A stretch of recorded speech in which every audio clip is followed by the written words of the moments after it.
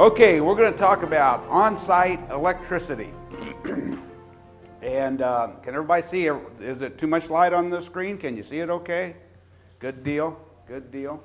I am Tom Fritts with Residential Sewage Treatment Company. You might want, if you want to write this down, www.residentialsewage.com. If you go to that website, you can pull down our wire sizing chart that we're going to talk about halfway through the presentation here.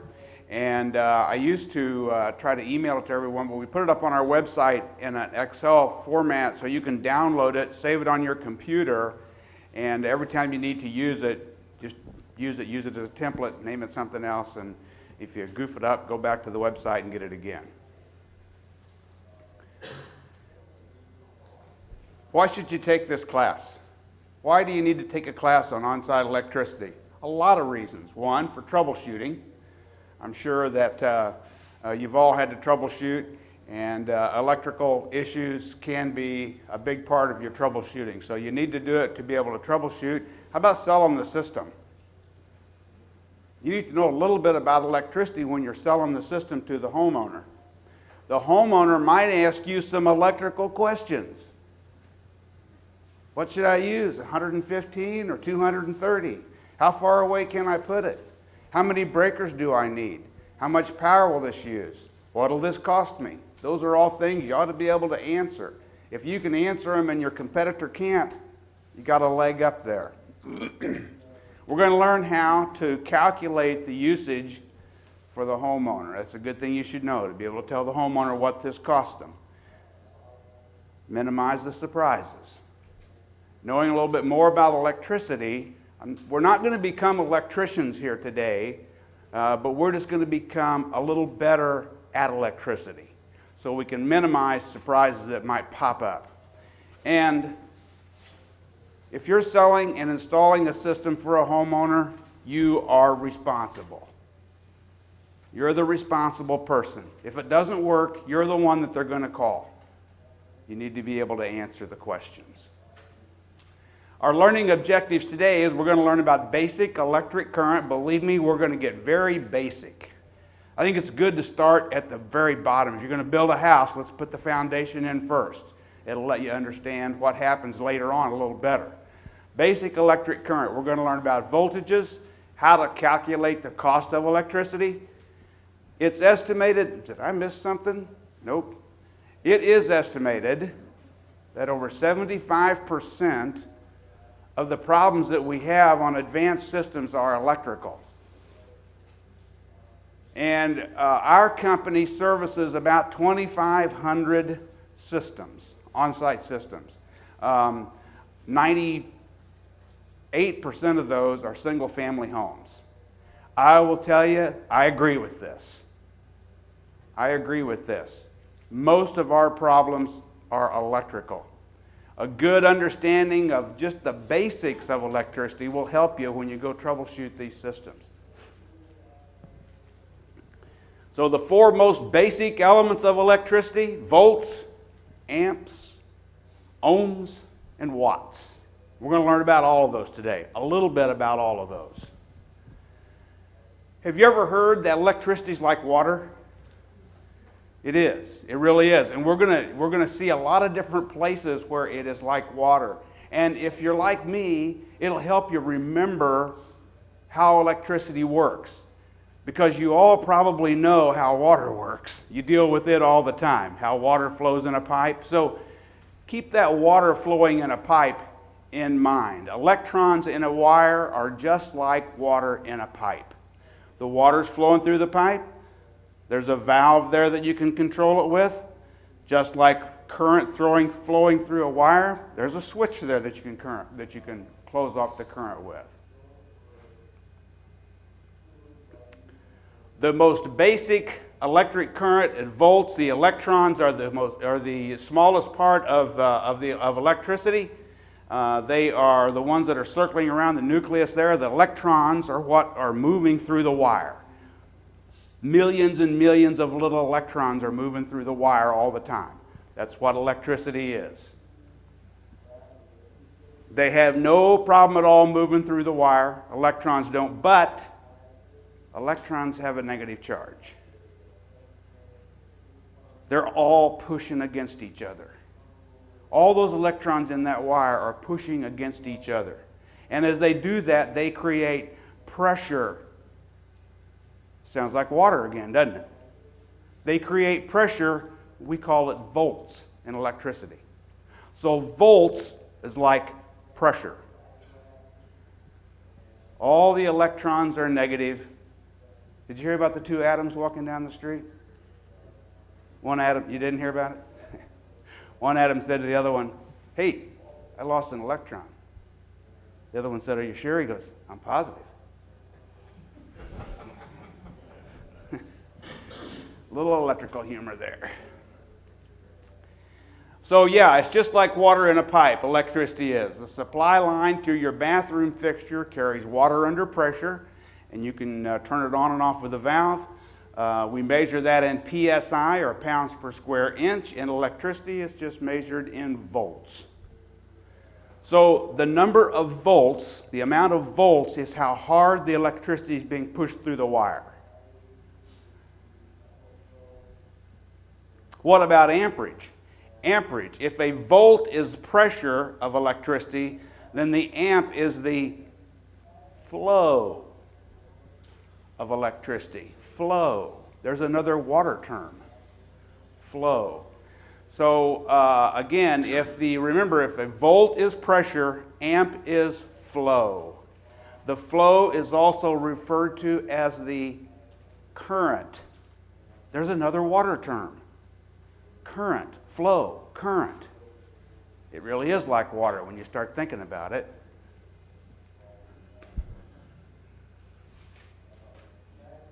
Yep, with a valve you can shut off the flow of water. With a switch you can shut off the flow of electrons, or the current, or the amperage. Amperage is the amount of electrons flowing past a point in a given amount of time. That's the definition. The definition of amperage. The amount of electrons flowing past a point in a given amount of time. This is sounding like something else. Doesn't it sound a little bit like gallons per minute? There's that water reference again. Increase the size of pipe and more gallons per minute can flow through the pipe, right? It's the same with electricity. Increase the wire size, more electrons can flow through the wire. But what if you use too small of a wire? What happens if you try to push too much water through a small pipe? Break the pipe. Break the pipe, yeah. Well, you don't break the wire. They aren't that much alike, but you do have some issues we'll talk about in a minute. Use a smaller wire and you restrict the flow of electrons, and you lower the voltage to the pump. If the wire's too small and you restrict the flow of electrons, the basic electrical formula will show that you're going to lower the voltage to the pump. Now I'm going to say what I'm getting ready to say more than once today because I want you to really remember it. This is called a soft failure. It's a failure that doesn't happen like that. It's like high blood pressure. It's killing you, but you don't know it. Same with low voltage to a pump. In fact, it happens about maybe annually, too often. We'll have a customer call and say, well, I need another pump. This is a customer that we haven't talked to before. Okay, can you tell us what kind of pump you need? What size is it? How many? What's the total dynamic head? What's the gallons per minute? What kind of pump do you have in there now? And they might say something like, oh, I'm not really sure. It's just time for a new one. How long has it been since you put the pump at? 4 years. That's about what we get, 4 or 5 years out of the pump.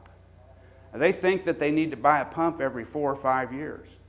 you know, they might not be getting the full voltage to their pump, because a good pump installed under good conditions ought to last much longer than that, maybe 4 or 5 times longer than that.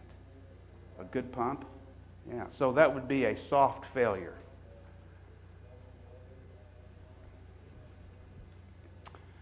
Resistance. In electricity, this is measured in ohms. How many ohms of a resistance do we have? The more ohms you have, the less amps you get. The more resistance there is, the less flow there is. The more ohms you have, the less amps you get. So let's define what voltage is and then see what it's like in the real world. Voltage defined as the unit of measurement of electrical pressure, like we talked earlier. But in the real world, low voltage, like we just talked about, can be a killer. High voltage can also be an issue. How could you have high voltage? Well, one way would be you could have a 115 volt pump wired into 220 volt, 230 volt, whatever you want to call it these days. And by the way, what is it, 220 or 230? I don't know. Tell me when you find out, would you? Electricians can't even tell you why the discrepancy there. When I was growing up, it was always 220. It's 230 now. Yeah, so high voltage can kill you. No voltage, that's an issue. No voltage at all, and there's a lot of troubleshooting things you can do to find out why you have no voltage. If you sat in on the class on panels, troubleshooting panels, the CSI panels, one of the issues that they had was no voltage at a certain point in the electrical schematic. And if you were there, you saw that he went to the very beginning of the schematic and started working his way down to find out where it was, even though what was happening would kind of make you think you knew what was the problem. But he started at the beginning and he went to the end. We call that running the rope. And we have a whole day of classes on troubleshooting. And running the rope is a real important way to troubleshoot. Start at the beginning and go to the end. When I teach the class on troubleshooting, I usually have this rope with knots tied in it. I wad it up and I have somebody come up and have them close their eyes. And I give them like 3 seconds to count how many knots there are in the rope. If they don't start at one end and go to the other end, they can't do it. But if they do, they can tell me. Run the rope. Don't start in the middle. Wrong voltage. This is happening more now than it did in the past. And the reason is because 208 has become the new sexy voltage. 208 is what you'll find about any time you see three-phase service going into a place, beware. It's probably 208.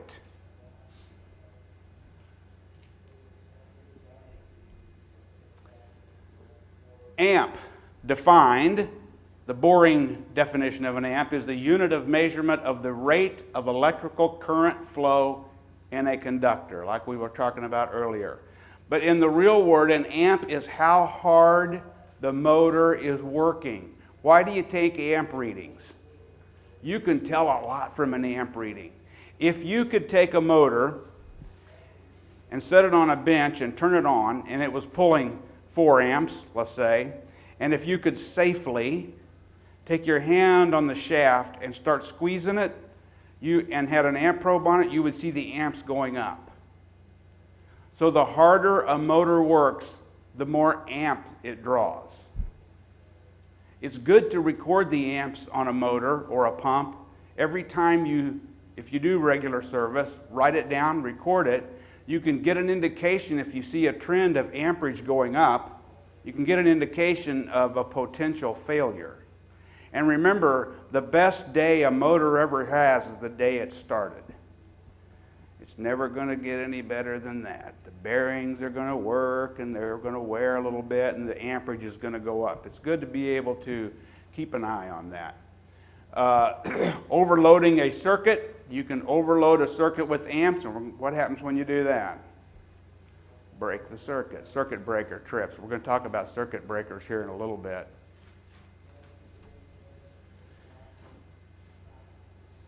Ohms. How about that? Holding back all these electrons is very difficult. And it's hot. It can get pretty hot. Ohms define the unit of measurement of a conductor's ability to resist current flow. But in the real world, we talk about continuity when we talk about ohms. Continuity, what is that? By the way, I forgot to mention this in the beginning. I believe in, when I was taught how to teach classes, these types of classes to adults, train the trainer from the consortium, one of their rules was don't take questions. Write them down, answer the questions at the end of the class. I don't believe in that. I believe in the new 21st century pedagogy. Ooh, that's a pretty word, isn't it? You know, they teach kids different now than they used to when we were growing up. When we were growing up, the teacher was the person that knew everything. And if you wrote down everything the teacher said, whether it was right or wrong, that's what would be on the test and you make an A. They can't do that anymore. They can't do that because my phone's up there. Kids have smartphones, they have tablets, they have computers. If the teacher says something that the student thinks might not be right, they Google it. And they might raise their hand and say, Mr. Fritts, I don't think Christopher Columbus landed where you said. I think he landed in the Bahamas. Oh, really? Smarty? Let's talk about that. That's when learning starts. When the teacher said, let's talk about that, boy, that's when learning really starts. So, if you think I say something wrong, or if you just want to talk about it, raise your hand and we'll talk about it. That's when we'll all learn something. Continuity. Let's go back to continuity. If you wanted to check a circuit to see if it had no resistance in it, let's say you had a float and you wanted to find out if it had continuity, and you held it up so it would be closed, if it was a normally open float, and you held it up so it would be closed, and you checked the resistance from one wire to the other to see if it was being able to go all the way through there without any resistance, so it measured no ohms, that would be checking the continuity of that circuit. Now, if you sat in on the session on floats, you'll find out that might not be the only way you should check the float. You should probably also check the voltage through the float. It's possible that the contacts in the float are so small and the contact point is so little that it's showing resistance. It's not the flow is not there like it should be, and there are some ohms showing up on your meter. And you might think, whoa, this is not good, but it might be just fine. The voltage might flow through that just fine. Heat. The more ohms we have, the hotter it can get. So the more we restrict the flow, the hotter it is. That's why an iron works so well, because it's restricting the flow through all those coils, and they get so hot. Press your shirts. What about watts? Oops, look out, this thing's going crazy. What about watts? It's the basic unit of measure of work being done. More watts, more work. Less watts, city employee. Yeah. Looks like my guys. One on the right. Yeah. Less watts, less work. But what about watts in the real world? In the real world, watts is the price per gallon of electricity. The more watts something draws, the more electricity it's going to use. In fact, it's how they bill you. It's how they measure how much. A watt is the standard measure of how much electricity is being used. If they know how much you're using, they know how much to send you the bill for at the end of the month. A kilowatt, if you've read your bill, you've seen kilowatt on there. It's 1,000 watts. And if you use that for an hour, you have a kilowatt hour. If you look at your bill at the end of the month, it'll tell you how many kilowatt hours of electricity you've used. It's a kilowatt for 1 hour. So let's say you're putting in an aerobic treatment unit. How many people put in aerobic treatment units? Good. You're putting in an aerobic treatment unit, and the customer says, well, how much is this going to cost me? First of all, you may have said to the customer, if you put an aerobic treatment unit in, you're going to get some benefits from it. They may be putting it in because they have to, because some code has forced them to do it, but there may be some good reasons to do it beyond being forced to by a code. Number one is, in some places you get a reduction in field size. Be careful with that. But here's another great thing about aerobic treatment units. They will keep a biomat from forming on the bottom of a trench. So they can make the soil treatment area last. How long should a system last? How long should an on-site system last? For who said that? Yeah, that's right. Forever. Forever. We're not building systems now to last till the big pipe gets there. The big pipe's not coming. Big pipe's not coming. That's good news for you because it's more business. The EPA at one time was going to sewer the whole country. REA did it with electricity. But the EPA gave up. They said, we're not going to do it. We can't do it. We want on-site. We used to say, build them to last 20 years. We'll be there in 20 years. Big pipe will be there in 20 years, but not anymore. Now they're saying we want these to last forever, for the life of the home. So another good reason to use an aerobic treatment unit. All right, so let's say this customer says, all right, let's see, it's costing a lot more money than a septic tank. And I got this thing running out there. Lord knows what that's going to cost me every month. How much is it going to cost me? Any way you can tell me? Well, if you know how many watts the motor's using, you can tell them. And as it says here, most motors won't tell you how many watts like these light bulbs do. These 100-watt light bulb tells you how many watts it uses. But a motor won't tell you how many watts it uses, but it's pretty easy. Voltage times amperage equals watts. All motors will have their voltage and their amperage stamped on the nameplate. Their full load amps or their running amps, that's what you use.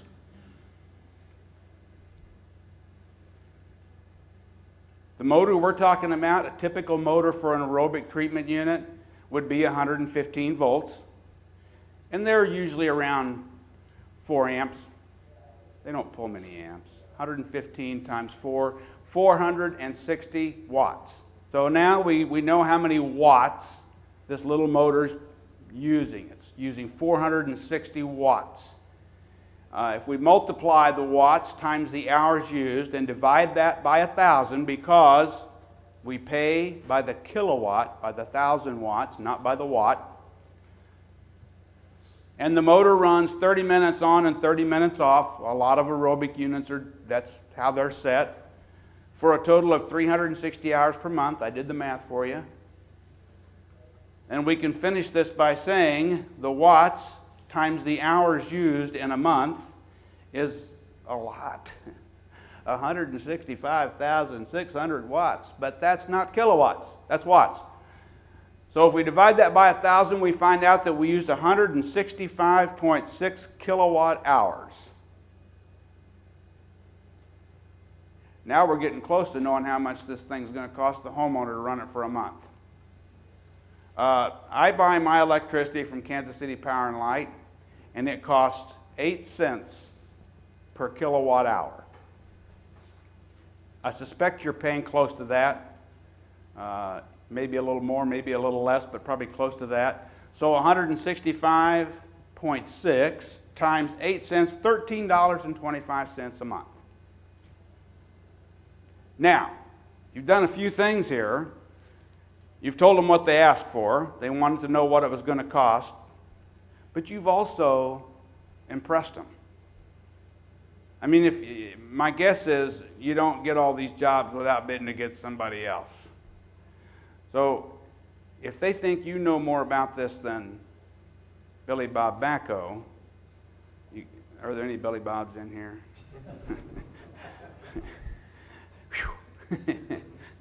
Are there any engineers in here? None? You can admit it. Go ahead.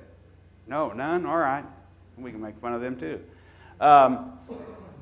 If you are perceived as knowing more about the system than your competitor, you're going to get the work, and you're going to get the money that you ask for it. You know, it's not good to be the least expensive guy on the block. So $13.25 a month, is that a lot? Is that a lot? Yeah, I don't think so. I don't think so. Let's compare it to an 18 cubic foot frostless refrigerator. Uses about 615 watts and runs an average of 325 hours a month. Take my word for it. I looked it up. I Googled it. Yeah, I looked that up. That's from Consumer Electronics magazine, and that's where I got those. So we do the math on this, 325 times 190, almost 200,000 watt hours per month. We divide that, we find out it's almost 200 kilowatt hours. We take that times 8, that's $16 a month. So now I've grown up in this industry. The part of my life that I've been in this industry, I've always sold aerobic treatment units. And I can remember from the very beginning, when we first started selling them, we've sold them for different people. They've always said, tell them that it doesn't cost as much as the refrigerator. So I always said that without ever knowing how to do this until I started teaching this class. I thought, you know what, I'm going to check those guys out, see if they were right. They're right. They're right. It costs less than the refrigerator. You know, to the homeowner, this is a little sales pitch here, a little sales technique. If you want to say to the homeowner, the refrigerator costs about $16 a month and this costs about $13 a month, you can do that. But it's a lot better if you say it costs less than the refrigerator. They don't know what the refrigerator costs, but they don't think it costs much. Voltage choices, 115, 230, and that one I told you about earlier, that 208 three-phase. 115, that's the most common voltage that we have around the house. It would have, normally have 3 wires or leads. Electricians don't call them wires, they call them leads.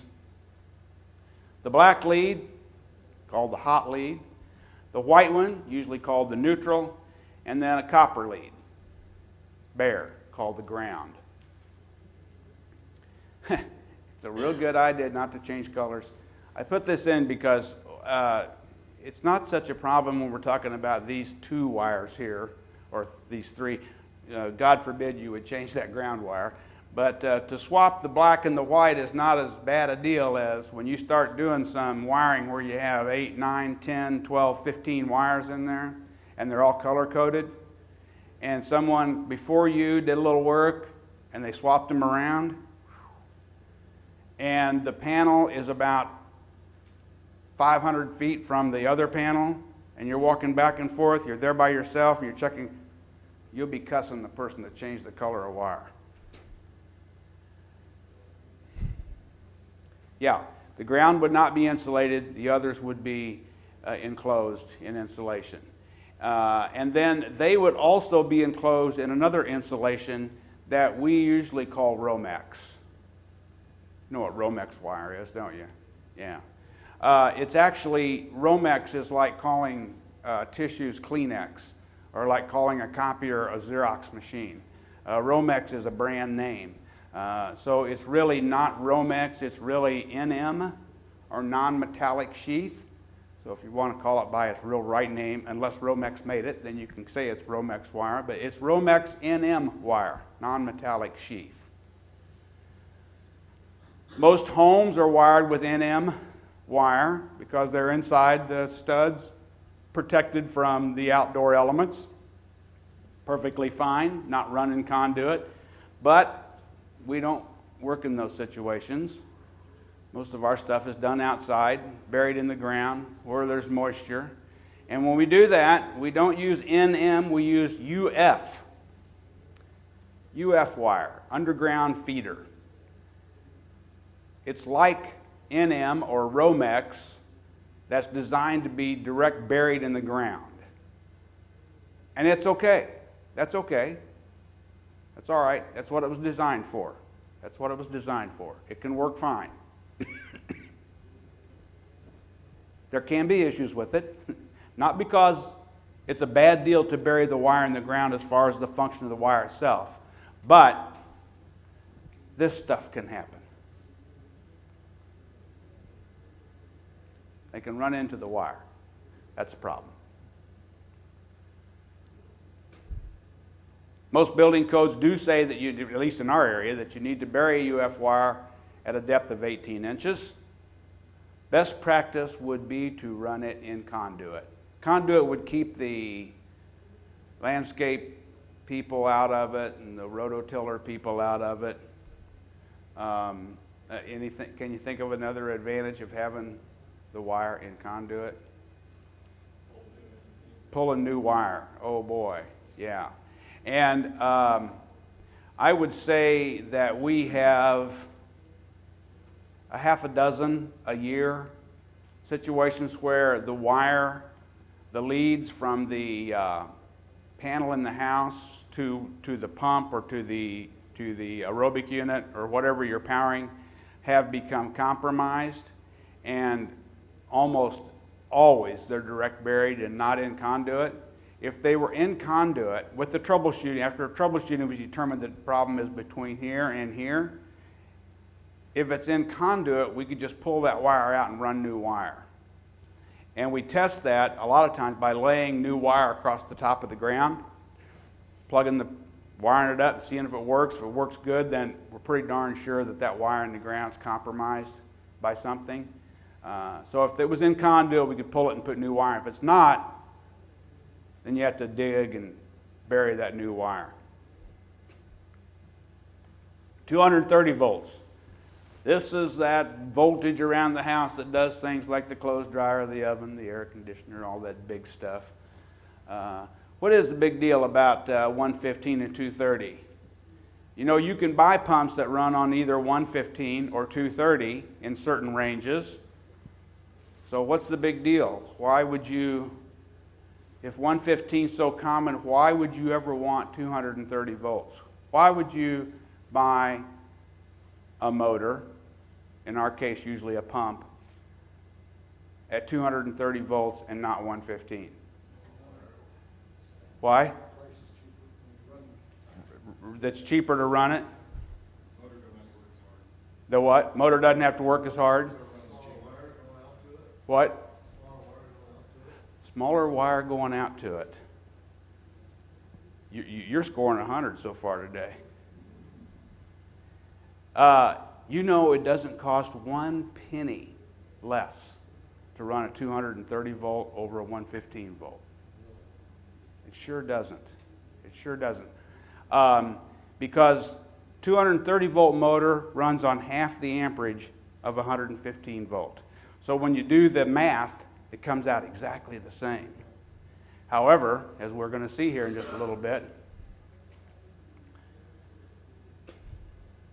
the power wire can be twice as long. On a 230 volt pump, you can go twice as far with the same gauge wire. Now, most pump manufacturers will tell you, most motor manufacturers, I keep saying pump because most of the motors we deal with are either pumps or aerobic blowers of some kind. Most of those manufacturers will say, we're okay as long as you keep the voltage within 5%. Is that right, John? 5%? Yes. 5%. So we're okay if you keep that voltage within 5%. But if you take a skinny little wire or a skinny little pipe and try to force too much water through it, remember, you can't get it through there. The pressure's not going to be so good. Well, you try to cram too much electricity through a little skinny wire and you're going to lose voltage. I'm going to show you this wire sizing chart that you can download from the website. Wire sizing charts, for some reason, are kind of hard to find on the internet. So, okay, don't be that way. So I made this one for myself, and this is the one that you can download from the website. So the next slides are going to say, let's say we have a motor that draws 9 amps right over here, and we're going to go 175 feet with it. Well, if we enter all of my green cells are cells that the color is a little difficult to see here. This is a green cell. Green cells are where you enter something. So if you got 115 volts, you would type in 115 volts here.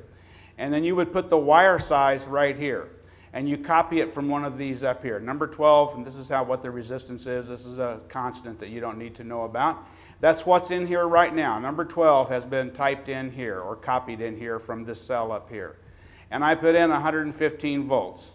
And we go 175 feet. 9 amps out here to 175 feet, and we're in the red. Red on my chart means it's greater than a 5% voltage drop.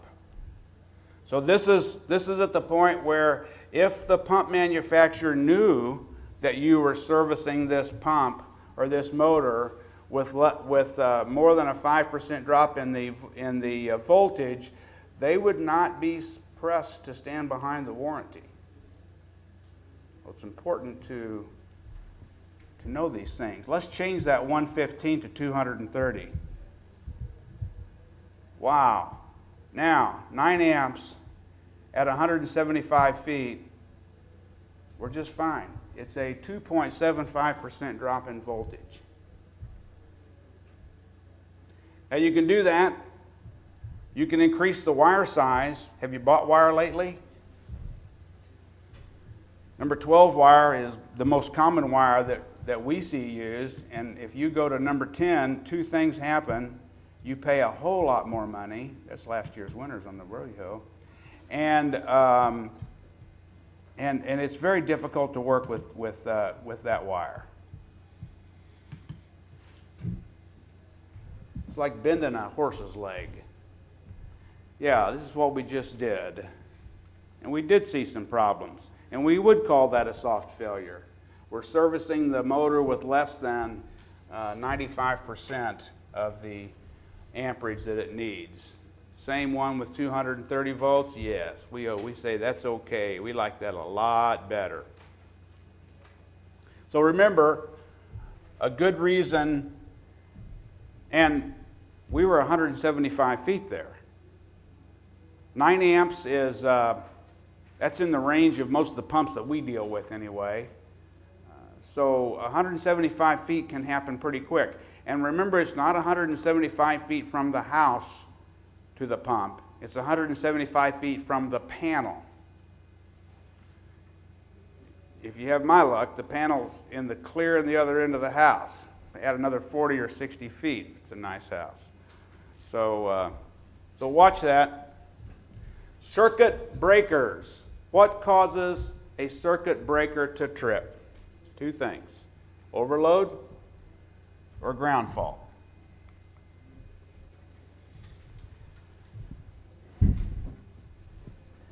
I get more questions about circuit breakers, and especially when it comes to how to size them.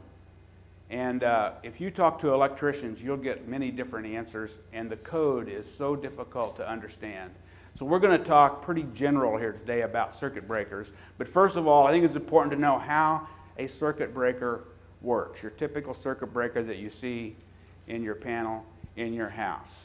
In that circuit breaker, if you could open one up and look at it, they're pretty cool inside. They have what looks like a trigger and a hammer on a gun. And next to that is a bimetallic strip, usually copper and steel, fused together. So that when this strip warms up, these metals warm at a different rate and it bends like this. And when it does that, the bottom moves over and kicks a little button out and lets this hammer that you've cocked trip. That's what you hear when you hear the breaker tripping, or when you cock it. That's how breakers work. So a breaker that has been tripped and tripped and tripped because the amp draw is too high, this bimetallic strip, instead of looking like this when it's running good, it might look a little like this. It might already be bent a little bit. So it might not need quite as many amps to make it go ahead and kick the trigger.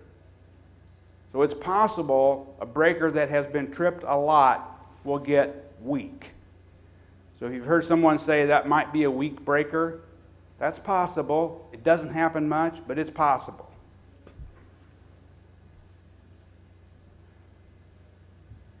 This is real important. Tripped breakers look like they're on. If you look at a panel and all the breakers are flipped into the inside like they're on, that's where you want them. If you are having trouble, you're troubleshooting, you say, well, the first thing I'm going to do is check that breaker. You open up and look at the breakers. Visually, they may all look on. If you see an electrician check breakers, never does it with his eyes. He always does it with his hand. He runs his finger down the breakers because one of those breakers can be tripped and just slightly out. You can feel it with your fingers, but you can't see it with your eye. So if you want to reset that breaker, proper way is to turn it off and turn it back on again. Now, a quick story about breakers in the panel and working on stuff around water and getting electrocuted. I went out and helped the guys one Saturday. We were behind. This has been a few years ago. And it was a trouble call on a lift station. And the homeowner was pretty knowledgeable. I talked to him on the phone. I could tell they knew what they were talking about. And he said, I'll be here if you need any help. Appreciate you coming out on Saturday. I'll help you. So I got there, and he had already pulled the pump. And the 12-2 UF wire, he had cut it, and it was in the water. So I knew the breaker was off because the end of the wire was in the water. Now, I don't know why that day that I went and checked the breaker, but I did, and it was on. I'm not lying to you. So I called my friend Jimmy, the electrician. Jimmy Harris owns Harris Electric, good friend of mine, good union electrician, runs a good union electrician shop. I said, you ain't going to believe this. I described to him what had happened. I said, now tell me why that happened. He said, that's easy. Just remember this, Tom. Electricity is a funny thing. I said, that's it? He goes, yeah, that's it. Electricity is a funny thing. He said, if you touched the water, you may have been electrocuted. I don't know why it didn't trip the breaker. I don't know why, but I saw that with my eyes. So never assume a breaker is tripped. And when you do work on a system and you need to turn the breaker off, you should follow good lockout procedures. Now, if you're ever working at a big job site, I used to be a millwright on power plants, and we would turn the electricity off. You would get a lock with you. You would be the only one with the key, and you'd lock this thing out so somebody couldn't come by and turn it on. Well, we don't do that. But we do have yellow electrician's tape.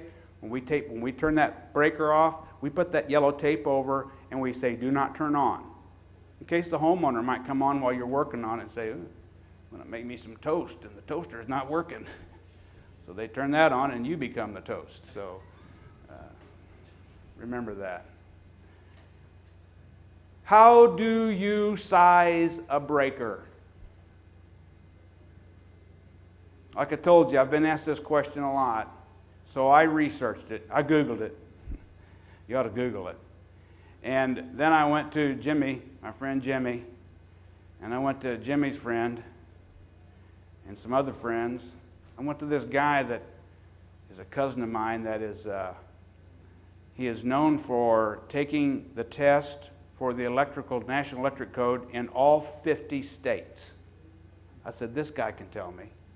Well, he sent me some material, and he said, I told him I got about 5 minutes to talk about breakers. He goes, oh, you'll need more than 5 minutes. I couldn't do it in 5 hours, what he sent me. So here's the lowdown on how to size breakers. Breakers should be sized at 125% of the maximum amp draw for the circuit. Maybe I shouldn't say maximum amp draw. Maybe I should say full load amp draw for the circuit.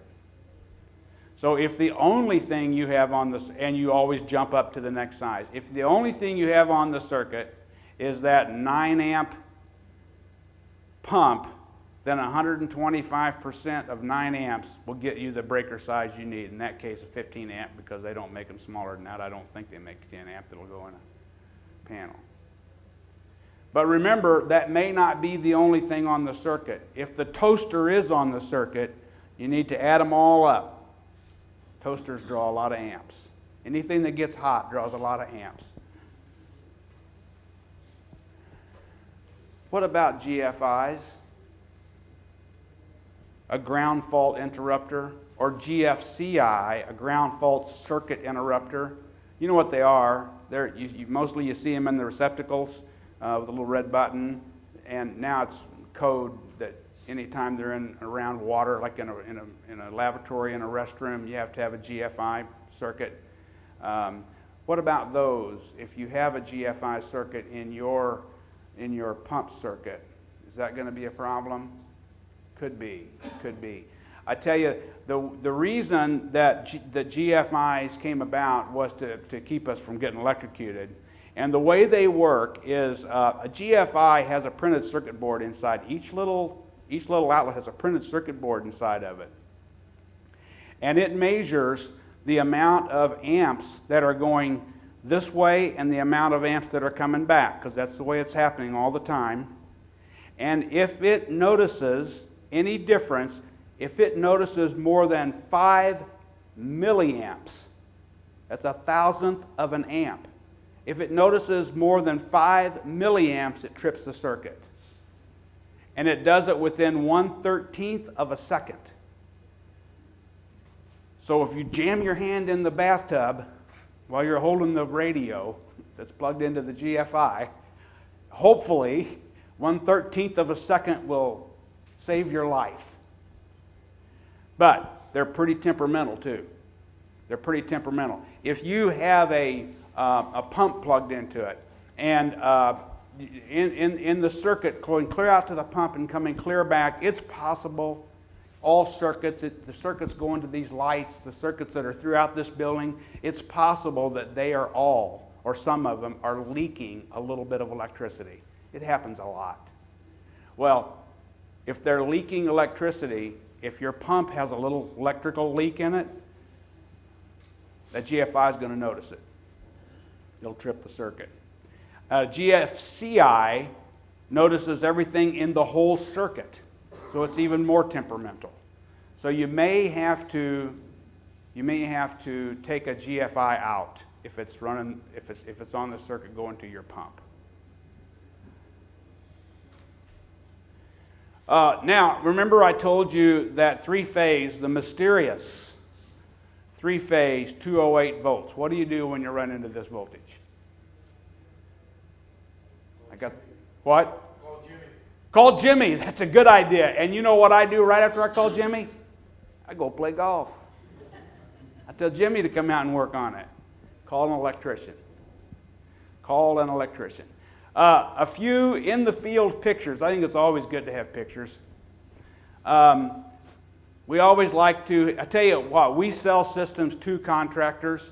We'll sell a lift station or an aerobic unit, and we don't install systems. We don't own a backhoe. Our bylaws in our company says we can't own a backhoe because we don't want to compete with our customers. But most of our customers buy systems from us and pay us to come out and wire the panel up. So we always ask them if they can mount the panel at this height. This is a great height for panel mounting, huh? Isn't it? You could work on that panel all day. So this is a basic panel, a basic time dose panel. You would find this kind of a panel on drip irrigation. How many do drip irrigation? Really? None? Oh boy. How about time dosing? Anybody do time dosing? Oh, okay, good. So you know what these panels look like. Incoming power to the pump here from the panel, 175 feet away maybe, up into the lugs landed here, usually 12.2 UF. Incoming power to the panel. Why do we have power coming to the pump and power to the panel? Alarm. Yeah, you want the alarm to work even if even if the other one gives out. Power, pump power to the relay. Here's the relay. It's kind of hard to see in here, but there's the relay coming out of the relay. There's a breaker in there. There's a good old Omron timer. By the way, I think those are great timers. I bet you I could tie that on my car and drive back to Kansas City and still work. High water alarm float, low level cutoff float, all landed here. Anybody notice that? What could it cause? What could cause it? Probably this. Let's get a close-up of it. How about that? This lug was not tight. I saw this panel myself, and the homeowner, we couldn't figure out what was wrong with, our guys couldn't figure out what was wrong. I probably couldn't have either. Figure out what was wrong with it for the longest time. And the homeowner said, made the statement, you know, at night, when I look in it, first of all, he originally told me he never got in the panel. Now he's getting in it at night. He said, at night, I can see little sparks in there. Well, that lug wasn't tightened down.